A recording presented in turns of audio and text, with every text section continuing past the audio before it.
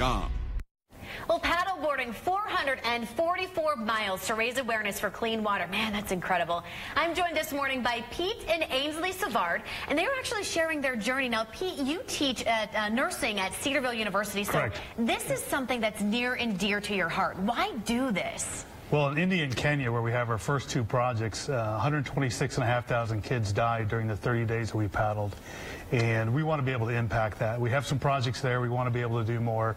And so to paddle that time frame, to raise awareness and funding is pretty important. Now, there is an actual clean water device that you are trying to kind of get out there and get known. What is it and how does it work exactly? Yeah, so all of these are commercially available. And so there's filtering devices, and then there's also UV devices. And you're able to put all these together, combine them, and purify water. The equipment that we carried with us during the trip will purify 21,000 liters, so enough to help 7,000 people. And we had it on paddle boards. And paddleboards, which is incredible. Speaking of paddleboarding, this is some video of you guys out on you were on the Susquehanna River, right? Yes, correct. So why 444 miles? Well, how did that happen? Well, we wanted to do something that was a little bit bigger, okay, right? Instead of just like a long weekend. And so the Susquehanna, we figured would take us 30 days to do that. And so we said, hey, why not? And so we talked, we planned it, and we started Cooperstown last month. So. And Ainsley, you just kind of were like, all right, I'm on board with this?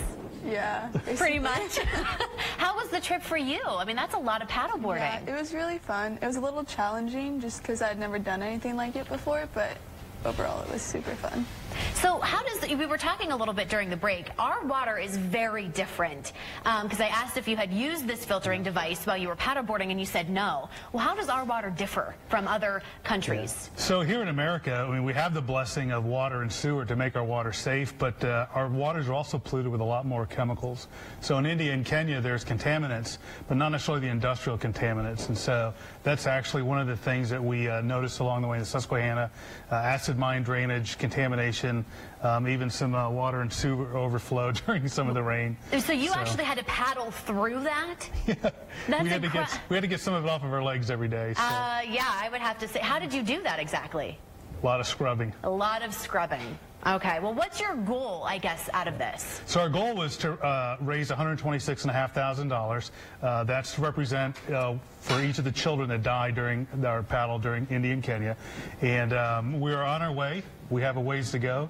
So, but we're excited about what we were able to accomplish. $126,000, you said that's 126,000 children who die in a month in India and Kenya? Is that what you're saying?